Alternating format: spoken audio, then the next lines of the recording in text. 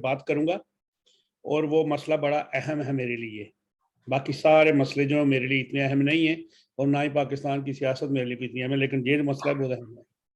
आज़ाद कश्मीर का एक बच्चा था अरसलान जुबैर, जो 1.5 महीना पहले गायब हुआ था इस्लामाबाद से। इस्लामाबाद की पुलिस ने उसकी वालदा और उसकी दादी को, नानी को हिरासत में रखा। तफ्तीश के लिए उन पर जोर देते रहे कि आप खुद ही मान जाएं कि ये बच्चा आपने ही आगे पीछे किया। और वो मैंने वीडियो देखी है और मेरे पास वो वीडियोज हैं, उनके इंटरव्यूज भी आ रहे हैं मेरे पास। उनको तशद्दद किया गया उन पे। उस बूढ़ी खातून को उल्टा लटा के उसके पाँव के तलवों में मारा गया। मुझे पता है ये कैसे मारते हैं। और उसके बाद उस खातून को बरखना करके उन्होंने बताया कि मैं वो जगह नहीं दिखा सकती जहाँ पे मारा गया। उनके चेहरे पे मुक्के मारे गए। उनकी जो मिसिज हैं जुबैर साहब की, उनको इतना तशद्दद किया गया, उनको अपनी बच्ची को दूध ना देने गया। वो मेंटली अपसेट हो चुकी है। तो मैं समझता हूँ कि ये अब भी हमारे जो, जिनको हम वो कहते हैं ना कि क्या कहते हैं, इस आज़ाद हुकूमत के जो सरबराह हैं या ये जो लीडर हैं या जो रहन यानी हुकूमत में हैं, लानत है इन पे। लानत इसलिए मैं कह रहा हूँ कि इनकी मेरे पास और कोई लफ्ज़ नहीं है इनके लिए, इनको इज्जत अफजाई बख्शने के लिए कि एक कश्मीर की बेटी पाकिस्तान में जाते हैं हमारे लोग। मैंने उस पर पूरा लिखा भी है कि पहले हमारा रोजगार छीना गया, वहां से गैर रियासती लोग रियासत में लाए गए, उनको सस्ते सस्ते जॉब दिलवाए गए, हमारे लोगों के जॉब खत्म हुए। जब पाकिस्तान में गए वहां पे हमारे बच्चे अगवा हो जाते हैं, फिर हमें मारा भी जाता है, फिर हमें लूटा भी जाता है और हमारे साथ जुल्म सितम किया जाता है। लेकिन कोई शख्स बोलता नहीं है, कोई उनकी ये लोग आवाज नहीं बनते। हालांकि ये बच्चा वजीर आजम आजाद कश्मीर सरदार तनवीर रियाज की यूनियन कौंसिल से तल्लक रखता है। तो मैंने बस यही कहना, लानत कर, इससे ऊपर मेरे पास कुछ भी नहीं है। लेकिन चलो अब आते हैं पाकिस्तान की तरफ। पाकिस्तान में यह पंजाब असम्बली में वो जो भी कल सीटें वीटें हुई है, इतना आसान मसला नहीं है, टेक्निकल बुनियादों पे मसला होगा ये। बल्कि हाई कोर्ट ने ऑर्डर भी किया था कि उस वक्त जब इजलास होगा जिसके पास ज्यादा लोग होंगे, जिसके पास मौजूदा तादाद में ज्यादा लोग होंगे। तो ये सब कुछ अगर देखा जाए तो अगर 5-6 बंदे गैर हाजिर हुए तो फिर क्या बनेगा, फिर क्या बनेगा। और ये हो सकते हैं। और इमरान खान साहब ने तो इलेक्शन जीत भी लिया और फिर कह रहे हैं जी चीफ इलेक्शन कमिश्नर को हटा दो। तो इसका मतलब है उनको कुछ और चाहिए और शायद ये अभी तक लाडले हैं। और एक और बात, नून लीग हारी नहीं है। 2018 में मैं शौकत से बात करूंगा, इन 20 सीटों पर नून लीग ने 6,97,800 वोट लिए थे और कोई सीट नहीं ली थी इन सब की टोटल पे।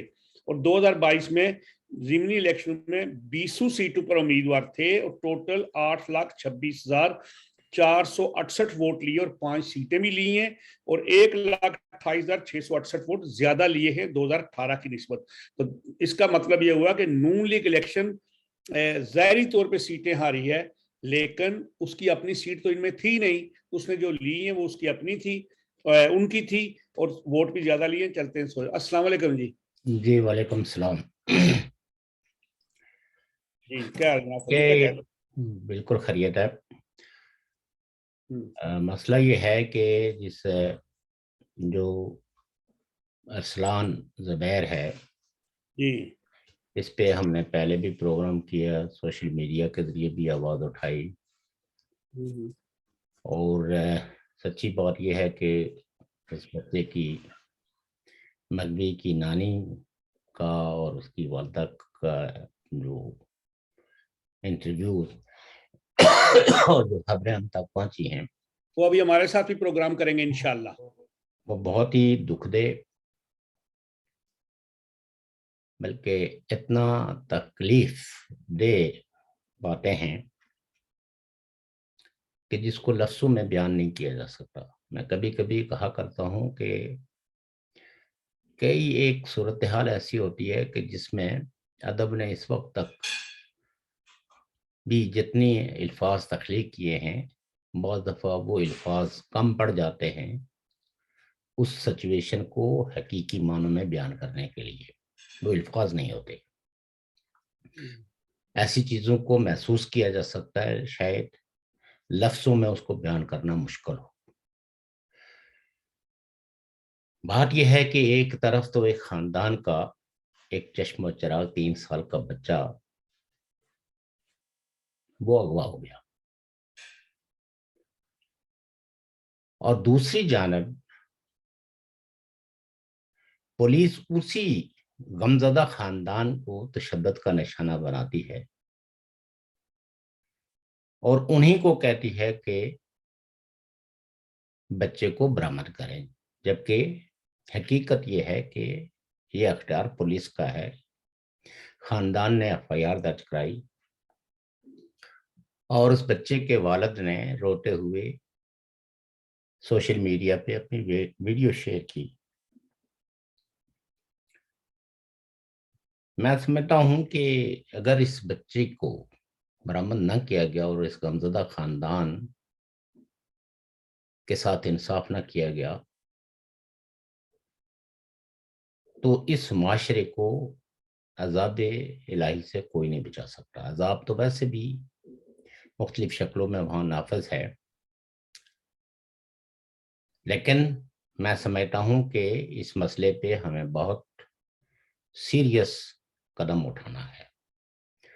میں نے ایک دوست کی ذمہ داری لگائی ہے کہ وہ اس ویڈیو کو جو اس کی نانی کی ہے، اس کی والدہ کی ہے، اس کے والد کی ہے، اس کو ڈاؤن لوڈ کر کے انگلش اسکرپٹ کے ساتھ تیار کریں تاکہ وہ United nations, human rights council اور دیگر عالمی اداروں کو بھیجی جائے کہ ایک کمزور، چونکہ یہ خاندان بنیادی طور پر اس کے پاس کوئی سیاسی بیکنگ نہیں ہے، کوئی اس کی سپورٹ نہیں ہے،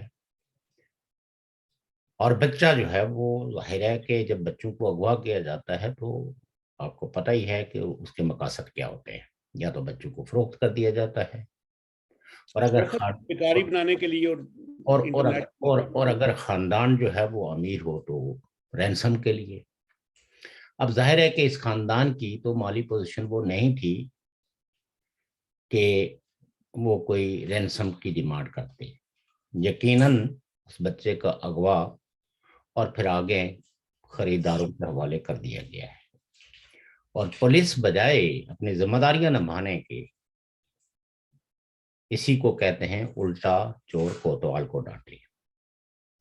تو بہرحال یہ پورے اس انصاف کے نظام پر ایک بہت بڑا داغ ہے، اور میں یہ سمجھتا ہوں کہ اعلیٰ عدلیہ کو، ججز کو، سول سوسائٹی کو اس پہ بھرپور آواز اٹھانے چاہیے اور اس غمزدہ خاندان کے لیے انصاف کے اصول کے لیے آواز بلند کرنی چاہیے. بدقسمتی یہ ہے کہ جب کشمیری کا سوال پیدا ہوتا ہے تو پھر پاکستان کے بڑے بڑے نام بھی خاموشی اختیار کر لیتے ہیں. اب مجھے یہ نہیں پتا کہ اس میں کیا مسلک کار فرما ہے. میں یہ بھی کہنے کے لیے تیار نہیں ہوں کہ ہیومن رائٹس جو ایکٹیوسٹ ہوتے ہیں یا جو ڈیفینڈرز ہوتے ہیں وہ کسی تعصب کا شکار ہیں. بہرحال ایک دفعہ میں نے محترمہ عاصمہ جہانگیر صاحبہ کا ایک انٹرویو اخبار جہاں میں پڑھا تھا، اور آپ کو پتہ ہی ہے کہ عاصمہ جہانگیر پاکستان کا وہ بڑا نام ہے، وہ محترم نام ہے، بلکہ عالمی انسانی حقوق کی تحریکوں میں ایک صفحہ اول کا نام ہے. لیکن اپنے اس انٹرویو میں انہوں نے کہا کہ جب صحافی نے سوال کیا کہ آپ کا جو ادارہ ہے، جو انسانی حقوق کمیشن ہے، اس نے کبھی آزاد کشمیر میں انسانی حقوق کی خلاف ورزیوں پہ کوئی رپورٹ کمپائل نہیں کی، نہ گلگت بلتستان پہ. گلگت بلتستان جو خطۂ بیائن ہے اور آزاد کشمیر کے اندر قانون یا آئین کے نام پہ ایک جو مذاق کیا گیا ہے 74 کے نام سے، تو انہوں نے لگی لکھتی رکھے بغیر، چونکہ وہ بہادر خاتون تھی، انہوں نے کہا کہ ہم نے واقعی یہ ہماری کوتاہی بھی ہے، اور دراصل ہمارا نیشنل انٹرسٹ جو ہے وہ اس بات کا متقاضی ہے کہ ہم ان خطوں پہ جو بڑے پیمانے پہ انسانی حقوق کی خلاف ورزیوں ان کو کمپائل نہ کریں، ان کو رپورٹ نہ کریں، کیونکہ اس طرح عالمی اداروں کے اندر ہندوستان جو ہے وہ پاکستان پر الزام لگا سکتا ہے کہ جو پاکستان کے زیر انتظام کشمیر ہے اس میں لوگوں کو اس طرح کے مشکلات، مسائل اور انسانی حقوق کی کتنے بڑے پیمانوں پہ خلاف ورزیاں ہوتی ہیں. تو ہم نے اس مسلط کے تحت آج تک رپورٹ کمپائل نہیں کی.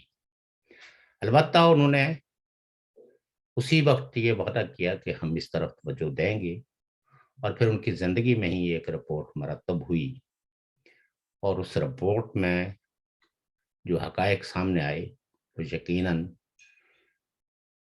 بہت ہی بھیانک تھے کہ کس طرح انسانی حقوق کی جو خلاف ورزیاں آزاد کشمیر میں ہوتی ہیں، جابس میں، ترقیاتی اسکیموں میں اور عام زندگی میں.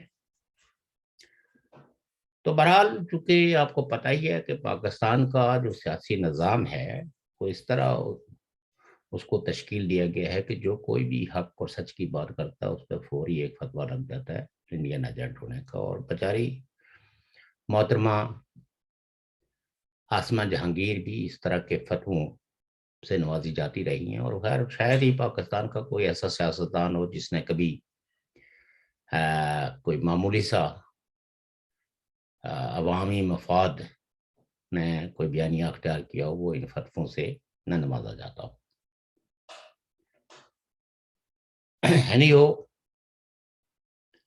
یہ سبھی لوگوں کے لیے لمحہ فکریہ، اور یہ بڑے پیمانہ پہ آپ کو پتہ ہے کہ بچوں کا اغوا ہوتا ہے، ان کی خرید و فروخت ہوتی ہے، اور بعض نابالغ بچوں کے ساتھ اس طرح کا سلوک ہوتا ہے جس کی وجہ سے وہ بیچارے مر جاتے ہیں یا معذور ہو جاتے ہیں. اور کچھ ان معذور بچوں کو پھر ان سے پیسے کمانے کے لیے ان کو مختلف جگہوں پہ رکھ دیا جاتا ہے بیک کے لیے.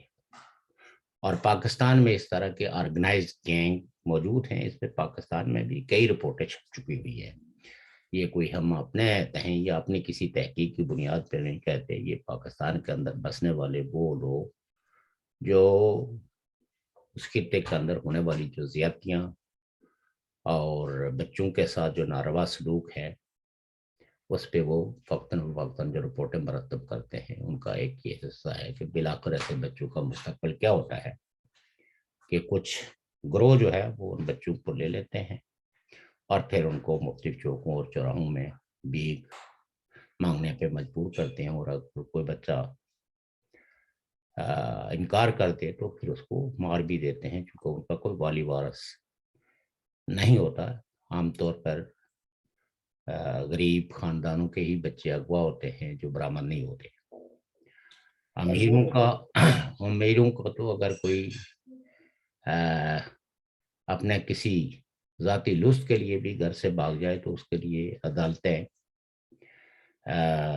وہ کھل جاتی ہیں، اور سارے انسانی حقوق کے نام نہاد علمبردار بھی کود پڑتے ہیں اور قانون کا سہارا لے کے تو ان کی برآمدگی کے لیے ایسے ڈرامے کرتے ہیں. وہ ان کا وہ وہاں کا مسئلہ ہے. مسئلہ اور بھی یہ بھی ہے کہ آزاد کشمیر کے اندر اس وقت جو غیر ریاستی لوگ آئے ہوتے ہیں ان کا ایک بڑا مسئلہ یہ ہے کہ پرسو اندرلا کٹیڑا ایک جگہ ہے کھوئرٹا میں، جی وہاں پہ یہ جو کچرا چننے کے بہروپ میں لوگ تھے انہوں نے گورنمنٹ بے یو جو نہیں بے ایچ یو وہ جو بیسک ہیلتھ یونٹ وہاں پہ ہوتا ہے، وہاں سے جو سرکاری پائپ اور ایسی چیزیں اتار رہے تھے.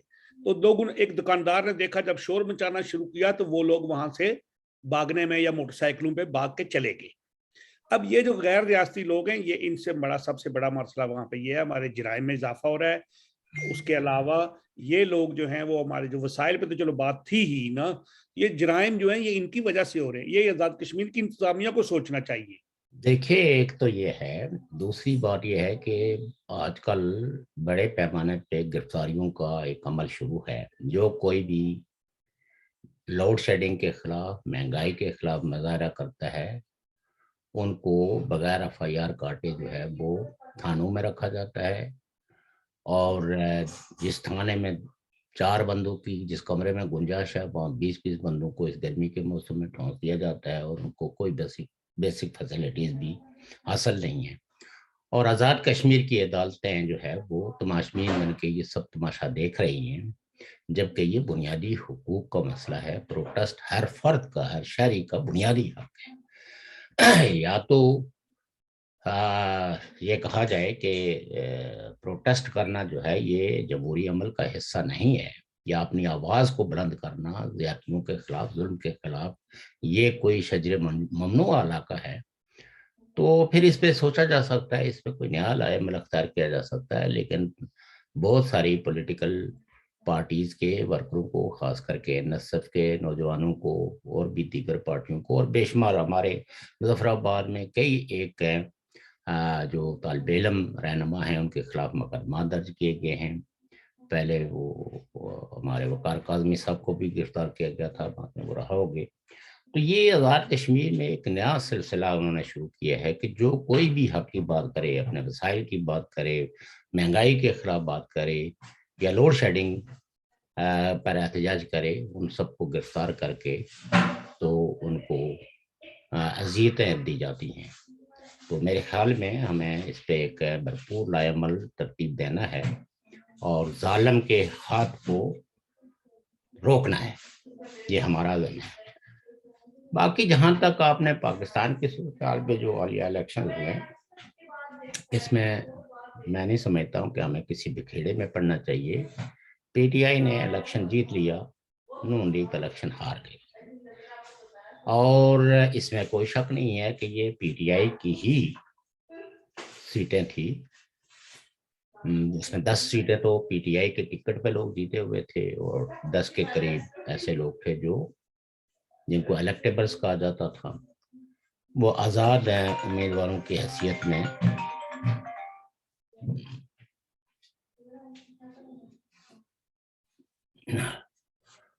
وہ جیتے تھے اور بعد ازاں پی ٹی آئی میں شامل ہوئے تھے. الیکشن کمیشن نے ان کو ڈسپشن کلاس کی بنیاد پہ ان کو جو ہے ڈیسیڈ کیا تھا. اس پہ ضمنی الیکشنز تھے. تو کئی ایک لوگوں نے بہت اس پہ وہ چونکہ سبھی کے جو ہے نا جی وہ تعجب کا اظہار کیا، اس لیے کہ سارے ہی تقریباً جو رپورٹیں تھیں یا لوگوں کے جو تجزیے تھے یا جو لوگوں کے تخمینے تھے وہ غلط ثابت ہوئے. کئی ایک بڑے مقتدر لوگ تھے اور انہوں نے اپنی اس شرمندگی کا اظہار کیا کہ ہم نے گراؤنڈ ریالٹیز کی جو اسسمنٹ تھی وہ ٹھیک نہیں لگائی. دیکھیے یہ پارٹیوں کا ہارنا جیتنا یہ ایک سیاسی عمل کا حصہ ہے. کوئی جب 2 کینڈیڈیٹ لڑتے ہیں، ایک جیتتا ہے ایک ہارتا ہے، کوئی چھوٹے مارجن سے جیتتا ہے کوئی بڑے مارجن سے جیتتا ہے. ایک بات جو میں کہنا چاہتا ہوں کہ ایک الیکشن کا نمونہ ہمارے پاس 1970 میں تھا جب پاکستان یونائٹڈ تھا اور الیکشنز ہوئے، تو پیپلز پارٹی کے مقابلے میں کھڑے ہونے والے لوگ جتنے بھی تھے میجورٹی کی زبان پہ ضبط ہو گئی تھی. اس کو کہتے ہیں بھٹو ویوز. اور عوامی لیگ کے مشرقی پاکستان میں اس کے مقابلے میں جو لوگ کھڑے تھے عوامی لیگ کے کینڈیڈیٹس کے بعد موسٹ آف دا کینڈیڈیٹ اپنی ضمانتیں بھی نہیں بچا سکے. اس الیکشنز میں ایسی کوئی صورتحال نہیں تھی. یہاں ہارڈلی مارجن جیتنے والے 1-2 سیٹوں کو چھوڑ کے تو یہی 4,000-5,000 کی نسبت تھی. اس میں ایک بات تو یہ تھی کہ مسلم لیگ نون نے جو وعدہ کیا تھا کہ بھئی اگر آپ لوگ عدم اعتماد کی اس تحریک میں ہمارا ساتھ دیں گے تو ہم آپ کو ٹکٹ دیں گے. تو وہ ٹکٹوں کے وعدے کے مطابق ان کو ٹکٹ دے دیے گئے، لیکن آپ کو پتہ ہی ہے کہ ایک آبجیکٹو کنڈیشن ہوتی ہے ہر حلقے کی، اس کو مینیج کرنا پڑتا ہے. ناراض لوگوں کو یا جو آپ کی پارٹی کے ساتھ 10 سال سے نہیں بلکہ جنہوں نے زندگیاں کھپا دی ہیں، تو آپ نے اپنے وقتی اقتدار کی خاطر جو ہے وہ ایک اپنی پارٹی کی نمائندگی ان لوگوں کے حوالے کر دی جو اس پارٹی کے نہیں تھے. تو یقیناً عوام کے اندر بھی تو کچھ نہ کچھ آخر یہ عوام ہیں جو سیاسی پارٹیوں کی زندگی بنانے میں، ان کو اقتدار تک پہنچانے میں اپنے ووٹ کا استعمال کرتے ہیں. لیکن جس وقت وہ یہ دیکھیں کہ ہماری لیڈرشپ جو ہے وہ کسی موقع پرستی کا شکار ہے اور بغیر بیانیے کے عوام پہ مہنگائی کا ایک طوفان کھڑے کر دیتے ہیں، تو اس میں عوام کی ناراضگی بھی ہے۔ اور یہ تو پہلے سے ہی لوگ تسلیم کرتے تھے کہ مہنگائی کا جو ایفیکٹ ہوگا، اور نجم سیٹھی صاحب نے تو بہت پہلے کہہ دیا تھا کہ نون لیگ جو ہے وہ یہ جو انہوں نے اقدامات کیے ہیں آئی ایم ایف کا پیکج لینے کے لیے، اس سے نون لیگ کی جو پاپولرٹی ہے وہ گر گئی ہے، کم ہوئی ہے۔ تو لیکن اگر ایسے 2004 کی بنیاد پہ دیکھیں تو 2018 میں تو یہاں سے کوئی سیٹ بھی نہیں مسلم لیگ نون کے حصے میں آئی تھی، بلکہ 7-8 حلقے ایسے تھے کہ جہاں جن لوگوں کو ٹکٹ دیے تھے انہوں نے وہ ٹکٹ بھی واپس کر دیے اور الیکشن میں گئے ہی نہیں، اور جن باقی جن حلقوں میں لوگ کھڑے تھے وہ ہار گئے تھے۔ تو اس دفعہ انہوں نے، آپ یہ کہہ سکتے ہیں کہ 4 سیٹیں جیت لی۔ تو یہ بعض دفعہ الیکشنز کو مینیج کرنے کا بھی ایک سوال ہوتا ہے۔ وہ جو لوگ کہتے ہیں کہ عمران خان صاحب کا بیانیہ چل گیا، میں اس بات سے اتفاق ہے، بیانیہ اگر چلتا تو پھر ان تمام لوگوں کی جو پی ٹی آئی کے مقابلے میں الیکشن لڑ رہے تھے ان کی ضمانتیں ضبط ہونی چاہیے تھی۔ تو یہ جو مارجن ہے، یہ مارجن ایسا نہیں ہے جو کسی بیانیے کی وجہ سے ہے۔ اس میں ایک تو یہ ہے کہ آپ دیکھیں کہ پی ٹی آئی کو بھی ان کینڈیڈیٹ پہ انحصار کرنا پڑا جو الیکٹیبلز تھے۔ پی ٹی آئی نے اپنی کور کمیٹی کے ممبروں میں سے یا اپنے جو لانگ ایسوسیٹس ہیں ان کو نہیں یہاں ٹکٹ دیے۔ جو نون لیگ سے جو ڈیفیکٹ کر گیا صرف اس لیے کہ اس کو ٹکٹ نہیں ملا تو پی ٹی آئی نے ان کو ٹکٹ دے دیے۔ تو بہرحال یہ ہے کہ یہ الیکشنز جو ہے وہ ایسی کوئی چیز نہیں ہے کہ جو، البتہ اس کے جو اثرات ہیں وہ پاکستان کے اندر پولیٹیکل ڈیسٹیبلائزیشن میں ایک کیٹلسٹ کا رول ادا کریں گے۔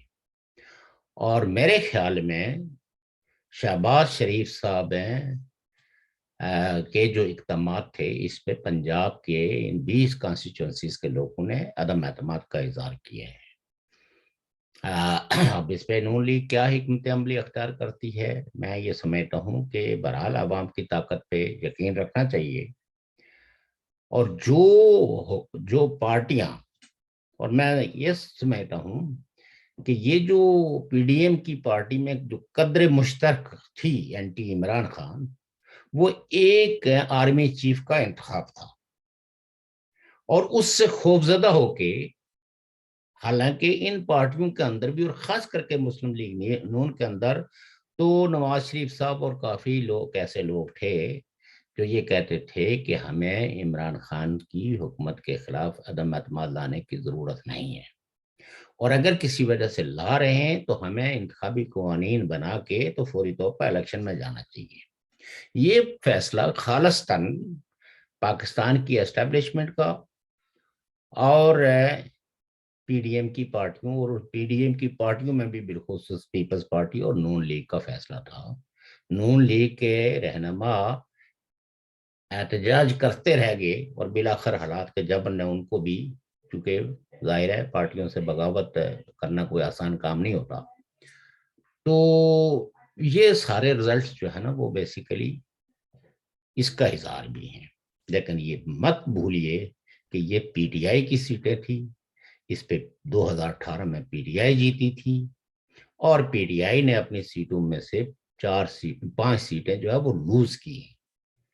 4 میرے خیال میں جو وہ ہیں P T I P M L N کے، اور ایک بندہ جو ہے وہ آزاد امیدوار جیتا ہے۔ تو آپ یہ کہہ سکتے ہیں کہ جب کسی کی ویو چلتی ہے، کسی کی اتنی پاپولرٹی ہوتی ہے، تو پھر مخالفین کے لیے جو ہے نا ضمانتیں بچانا بہت بڑی بات ہوتی ہے۔ تو یہاں تو ضمانتیں کیا، یہاں تو نیٹ ٹو نیٹ فائٹ بھی رہی ہے، سوائے ایک دو جیسے وہ برادریوں کی لڑائی ہے، ڈیرہ اسماعیل خان غازی خان جہاں کھوسا برادری ورسز لگاریز ہیں، تو کبھی کھوسے جیتتے ہیں کبھی لگاری جیتتے ہیں۔ تو یہ کوئی ایسا اپسٹ نہیں ہے۔ لیکن آپ کیا سمجھتے ہیں کہ جی یہ ایک ایسا تو یہ تو ایسا ہوا ہے کہ پہلے یہ کیسے ممکن تھا عمران خان صاحب؟ دیکھیں ٹیکنیکل بڑے معاملات آتے ہیں، عمران خان صاحب کو پہلے نکالا گیا، اب دوبارہ ان کو اس طرح لانا تو ممکن نہیں تھا، تو کہیں یہ تو نہیں ہے کہ ان کو مزید مشہور کر کے، وہ پاپولر کر کے دوبارہ ان کو اس دیکھیے کنسپیریسی تھیوریز کو ہمیں نہیں بلیو کرنا چاہیے اور نہ ہی ان کو پروموٹ کرنا چاہیے.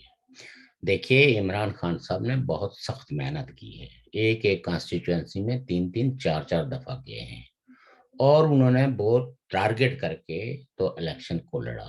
اس میں انہوں نے جو بیانیہ کہیں تو وہ اینٹی اسٹیبلشمنٹ بیانیہ تھا. آپ یہ دیکھیے کہ یہ نون لیگ کا یا نواز شریف کا بیانیہ تھا، جس کی وجہ سے نون لیگ کی ایک پاپولرٹی کا ایک اظہار تھا. جب نون لیگ نے اپنے بیانیے سے ایک طرح کا بٹرے کر کے پرو اسٹیبلشمنٹ بن گئی اور اسٹیبلشمنٹ کے ساتھ بن کے عوام کے جو مفاد کے فیصلے تھے وہ ان کے حق میں کرنے کے بجائے ان کے خلاف کیے، یہ کہہ کے کہ ہم نے ریاست بچانی ہے، تو دو ہی چیزیں ہوتی ہیں نا، یا ریاست بچا لیں یا عوام کی جو پاپولر سپورٹ ہے وہ لے لیں. اور یہ نون لیگ کا میں سمجھتا ہوں کہ جو فیصلہ تھا یہ بہت ہی اپرچونسٹک تھا. عدم اعتماد درست تھا، وہ قاعدے قانون کے مطابق تھا، آئین کی منشا کے مطابق تھا. یہ پولیٹیکل پارلیمانی سیاست کے اندر عدم اعتماد کامیاب ہو یا ناکام ہو یہ پارٹ ہے. لیکن پھر حکومت کے لیے جو ہے وہ آپ ہیں جم جائیں، یہ جانتے بوجھتے کہ پاکستان کی معیشت کیا ہے، تو یہاں جا کے تو مطلب یہ ہے کہ جو اپرچونسٹ ٹرینڈز ہیں نا وہ سامنے آ جاتے ہیں. حالانکہ نواز شریف نے تو ان کو لندن بھی بلا کے کہا کہ بھئی حالات ملک کے ایسے نہیں ہیں کہ جو وقتی طور پر چونکہ جو فیصلے آپ نے کرنے ہیں تو اس کی جو قیمت آپ کو ادا کرنی پڑے گی وہ اس وقت مسلم لیگ نون اس مختصر وقت کے اندر نہیں ریکور کر سکتی. تو اس لیے بہتر یہ ہے کہ الیکشن میں جائیں، آپ کو اپنے عوام اور اس کے شعور پہ اعتماد کرنا چاہیے. لیکن انہوں نے فیصلہ کر لیا کہ نہیں ہم نے جانا ہے. تو اگر آپ پی ڈی ایم کی ساری پارٹیوں کا دیکھ لیں تو یہ ایک بندے کے خوف کی وجہ سے کہ جنرل فیض جو ہے وہ آرمی چیف ہو جائے گا، عمران خان اس کو لے آئے گا، تو بس اس کے بعد جو ہے نا وہ ہمارے لیے، یعنی عوام کی طاقت پہ یقین کرنے کے بجائے جنرل فیض کی طاقت سے یہ گھبرا گئے، اور اس گھبراہٹ کے اندر جا کے تو انہوں نے جنرل باجوہ کے کیا کہتے ہیں چھتر چھایا میں انہوں نے پناہ لے لی. اور پھر اس کے بعد جو ہے وہ عوام کے لیے ایک دن کے لیے بھی کچھ سوچا نہیں ہے کہ یہ جو ہم مہنگائی کا طوفان برپا کر رہے ہیں، اور اس کے بعد جو ڈی سی ممبران ہیں یہاں الیکشن بھی انہیں عوام کے پاس فوری طور پر جانا پڑے گا. 1.5 سال کے بعد جاتے تو پھر تو شاید ہم کہتے کہ انہوں نے 1.5 سال میں اگر کچھ نہیں کیا تو عوام نے درست ریجیکٹ کر دیا. لیکن اتنے فوری طور پر اتنے بڑے فیصلے کر کے تو عوام سے یہ توقع کرنا کہ وہ اپنے اوپر ہونے والے سارے ظلم اور زیادتیوں کو برداشت کر لیں اس لیے کہ شہباز شریف جو ہے وہ پرائم منسٹر ہے، تو عوام کے لیے تو یہ میرے خیال میں ممکن نہیں ہوتا. لیکن نون لیگ کو اس پہ پھر بھی خوش رہنا چاہیے کہ ان کو پھر بھی عوام نے ٹوٹلی مسترد نہیں کیا. اور کل اگر جنرل الیکشنز ہوتے ہیں تو پنجاب کی جو کنٹینڈر پارٹی ہوگی وہ مسلم لیگ نون ہوگی، اور پی ٹی آئی کا اور مسلم لیگ نون کا ایک فائٹ ہوگی، ایک دلچسپ مقابلہ ہوگا. تو ہم تو اس چیز پہ بلیو کرتے ہیں کہ الیکشن کا پروسیس، جمہوریت کا پروسیس کنٹینیو رہنا چاہیے، چونکہ اس میں ریفارم ہو کے کچھ بہتر لیڈرز آئیں گے. عمران خان صاحب آج بہت فتح کا جشن بنا سکتے ہیں، ان کو بنانا بھی چاہیے، لیکن یہ نتائج ان کے لیے بھی غور طلب رہنا چاہیے کہ ان کے اس بیانیے میں اتنی جان نہیں ہے. اگرچہ سارے لوگ ان کو بیانیے کا کریڈٹ دینے کی کوشش کر رہے ہیں، لیکن اگر جو گراؤنڈ کی ریالٹیز ہیں اور جو امیدوار انہوں نے کھڑے کیے ہیں وہ امیدوار جو ہے وہ کوئی پی ٹی آئی کے لائلسٹ نہیں ہے، چند ایک لوگوں کو چھوڑ کے. اب آپ کیا یہ سمجھیں گے؟ الیکٹیبل ورسز الیکٹیبلز کی لڑائی تھی. اس میں ان کے خلاف لوگوں کا گریونس اس لیے تھا کہ یہ 4.25 سال تو حکومت کا حصہ رہے نا. آج ایک اور بات ہے جی. زین قریشی الیکشن جیت کے، اچھا اب پی ٹی آئی کے پاس 174 175 سیٹیں بن جاتی ہیں. 174 ٹوٹل 188 سیٹس ہیں جو اس وقت ان کے سارے الائنس کی ملا کے. دیکھیں نا، وہ تو ہم پی ٹی آئی کی بات کریں، الائنس کی بات ابھی نہیں کرتے. اب شاہ محمود قریشی صاحب نے ویسے ہی نہیں چاخ ماری، انہوں نے بھی الیکشن اس لیے لڑوایا کہ وہ اپنا خواب جو ہے پورا ہو. آج شنید یہ ہے کہ پی ٹی آئی کے اندر پھر ایک گروپ آ گیا جس نے کہا کہ عثمان بزدار صاحب کو واپس لاؤ. ٹھیک ہے. یہ بنی گالہ میں بحث چل رہی ہے آج. اچھا، جب نامزدگی کی یا انہوں نے کور کمیٹی نے کوئی ایسی بات کی یا پرویز لائی کی تو اس کے بعد اس کے اندر یہ بحث چلی ہے، ایک زین قریشی کی، ایک شاہ میں اس کی عثمان بزدار کی. اگر یہ حالات ہوتے ہیں تو اگر 10-8 لوگ بھی ناراض ہو گئے، غیر حاضر ہو جائیں اور کچھ بھی نہ کریں، بیمار ہو جائیں، ایکسیڈنٹ ہو سکتا ہے. دیکھیے آپ جتنی بھی لمبی تمہید باندھیں، میں معذرت کے ساتھ یہ کہوں گا کہ جس نے پی ٹی آئی میں رہنا ہے اس کو عمران خان کو خوش رکھنا ہے اور عمران خان کے حکم کی تابع داری کرنی ہے. اور آپ یہ دیکھیے کہ جو پرویز الہی ہیں انہوں نے کل ہی انٹرویو دیا، ان سے پوچھا گیا کہ آپ اگر عمران خان کہیں تو پنجاب کی اسمبلیاں توڑ دیں. انہوں نے کہا ایک لمحہ بھی نہیں لگاؤں گا. تو مجھے نہیں لگتا کہ اس وقت جو ہے وہ عمران خان کوئی ایسا فیصلہ کریں گے اپنی اس عددی اکثریت کی بنیاد پہ جس میں وہ اپنے الائز کو ناراض کرتے ہیں. تو اگر کوئی پیری فقیری کا چکر چل گیا پھر کیا کریں گے؟ وہ تو دیکھیں پیری فقیری کو تو ہم ڈیبیٹ نہیں کرتے نا. پیری فقیری کا چکر ہے نا کہ عثمان بزدار دوبارہ آئے گا. دیکھیے اگر ایسا ہو گیا تو دیکھ لیں گے وہ بھی، تو اس سے کیا فرق پڑ جائے گا. جو آج نئی شنید یہ ہے کہ انہوں نے عثمان بزدار کو کل ووٹ دیا تھا، وہ آج بھی وہ پرسوں بھی دے دیں گے، ایسی تو کوئی بات نہیں ہے. 5-6 بندے جو ہیں نا وہ غائب بھی ہو سکتے ہیں. یہ دیکھیں مطلب یہ ہے کہ یہ ساری جو اس وقت ڈیبیٹیں چل رہی ہیں، اور میں تو یہ کہوں گا کہ یہ وہ کیا کہتے ہیں کھسیانی بلی کھمبا نوچے کہ اب 4 ادھر سے غائب ہو جائیں گے، 5 ادھر سے غائب ہو جائیں گے، 3 ادھر سے ریزائن کر دیں گے، 10 ادھر سے ڈیفیکٹ کر جائیں گے. استاد دامن تھے، جی جی جی آپ کو پتہ ہی ہے پنجابی کے شاعر سے، آپ کو پنجابی تو ذرا نہیں مطلب بتایا نا کہ پنجابی سے آپ کو شخف نہیں ہے، اردو میں شخف کہتے ہیں. انہوں نے کہا تھا میرے ملک دے 2 خدا لا الہ تے مارشل لا. ہاں جی جی. ایک رہندا عرشاں اُتے دوجا رہندا پنڈیے، او دا نام اللہ میاں اے دا نام ہے جنرل لا الہ. واہ بھائی واہ جنرل کون کہے تو ایتھوں جا. میں نے صرف یہ 2 باتیں کر دی ہیں، اب آپ جانیں، آپ سمجھیں، لوگ ہمارے ناظرین سمجھیں کہ یہ نہ پرویز لائی، نہ عمران خان، نہ شہباز شریف، نہ کوئی اور شریف، نہ زرداری، نہ مولانا فضل الرحمان، جب تک اتلا خدا تے تھلڑا خدا رل کے نہ کرن گے تے کچھ نہیں جی ہونا. اور انہوں نے جو کرنا ہے وہ کر دیا ہے. یہ آپ نے درست کہا، لیکن مجھے کبھی کبھی وہ جو کنسپیریسی تھیریز ہے نا اس میں سے ایک بات کہیں نہ کہیں دماغ میں اٹکتی رہتی ہے کہ پاکستان ول ناٹ سروائیو. یہ تو میں نے 20 سال پہلے کتاب پڑھی. آپ نے تو کئی دفعہ اس بات کو ریپیٹ بھی کیا، لیکن سچی بات یہ ہے کہ اب آپ یہ دیکھیں نا کہ فرض کریں کہ کل نون لیگ اور اتحادی پارٹیاں یہ کہہ دیتی ہیں کہ اوکے جی we are going to new fresh election, تو فریش الیکشن کے بعد چاہے ٹیکنوکریٹس کی حکومت بنے یا ایک عبوری مدت کی حکومت بنے گی جو اس نے الیکشن کروانے ہیں، تو جو فنڈس جو ہے وہ پاکستان کو اس وقت پائپ لائن میں ہیں، کیا وہ منتقل ہو پائیں گے؟ اگرچہ ایک وربل میں نے میری آنکھوں سے گزری ہے ایک اسٹیپ پریس ریلیز کہ اگر وہ جو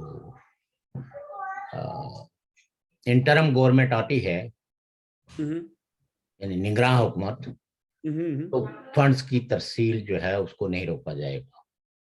یہ آئی ایم ایف نے کہا ہے، یہ آئی ایم ایف کی پریس ریلیز بھی ہے اور کچھ سعودی عرب کے حوالے سے بھی بات آئی ہے. لیکن خدا نخواستہ یہ عالمی مالیاتی ادارے یہ کہہ دیں کہ چونکہ پاکستان کی سیاسی صورتحال سٹیبل نہیں ہے اور ہمیں یقین نہیں ہے کہ ہمارے فنڈز کا پراپر استعمال ہو پائے گا یا ہمیں واپس لون لوٹایا جائے گا، اور وہ ڈیلے کر دیں، جبکہ پاکستان کے ریزروز جو ہے وہ 1 مہینے کے لیے بھی ناکافی ہیں. تو جو یہ معاشی ابتری ہے، اگرچہ کچھ لوگوں نے کہا نہیں پاکستان ڈیفالٹ نہیں ہوگا، کچھ نہیں ہوگا، لیکن ڈی اسٹیبلائزیشن اتنی بڑھ جائے گی کہ اس کو سنبھالنا بھی اتنا آسان نہیں ہوگا. عرض یہ ہے کہ ایک دفعہ آپ نے کہا تھا، میری آپ سے اسی پہ ڈیبیٹ تھی، تو آپ نے کہا تھا کہ انٹرنیشنل جو پاورز ہیں وہ پاکستان کو ڈیفالٹ نہیں ہونے دیں گی، ان کے مفاد میں نہیں ہے. یہ آپ نے فرمایا تھا میرا خیال ہے. جی بالکل صحیح بات ہے آپ کی. یہ بھی ٹھیک ہے کہ ایک کنٹری جو ہے وہ ڈیفالٹ کرے گا تو اس کا نقصان بہت جب پڑے گا، یہ لوگ بھی اپنا بہت کچھ لوز کریں گے، ان کے اپنے مفادات بھی ہوں گے. لیکن مصیبت یہ ہے کہ پاکستان کے کیا ایک صرف ایگزامپل ہے، اگر کل پی ٹی آئی یہ الیکشن ہار جاتی، اس کی ہوتی 5 سیٹیں اور 15 ہوتی ان کی، یا 16 اور 4، تو پی ٹی آئی نے ماننا تھا. نہیں دیکھو، ماننا نہ ماننا ایک الگ بات ہے. بات یہ ہوتی ہے نا، چونکہ اگر تو اس سے مرکز میں اور صوبے میں ایک مضبوط حکومت آتی تو عالمی مالیاتی اداروں کو فنڈز دینے میں شاید اتنی پریشانی نہ ہوتی، یعنی جواز نہ ہوتا ان کو. جی اب اس سچویشن میں آپ دیکھیں مارکیٹ کا، ڈالر کا، ہر چیز کا جو تعلق ہے وہ پاکستان کی پولیٹیکل سٹیبلٹی کے. اور ہم جب سے یہ پروگرام کر رہے ہیں، میں نے عمران خان صاحب کے دور میں بھی یہ کہا تھا کہ جب تک پاکستان میں پولیٹیکل سٹیبلٹی نہیں آئے گی، یہاں کی معاشی حالت درست نہیں ہو سکتی. اب آخری سوال آپ سے، اچھا اس چیز کا فائدہ کس کو ہے؟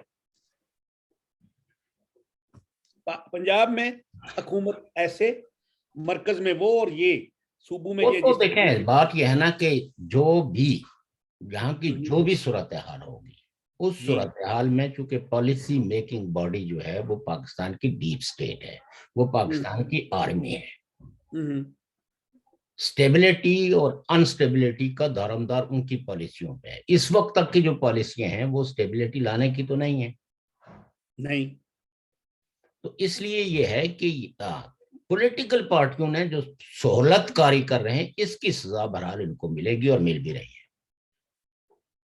وہی میں عرض کر رہا ہوں کہ جو پولیٹیکل پارٹیز ہیں، جو سیولینز ہیں، وہ ان کے مطلب سہولت کار میں کہہ لو، ایک آسان لفظ ہے، اور بن رہے ہیں، اور اس کی وجہ سے ملک عدم استحکام کا شکار ہو رہا ہے.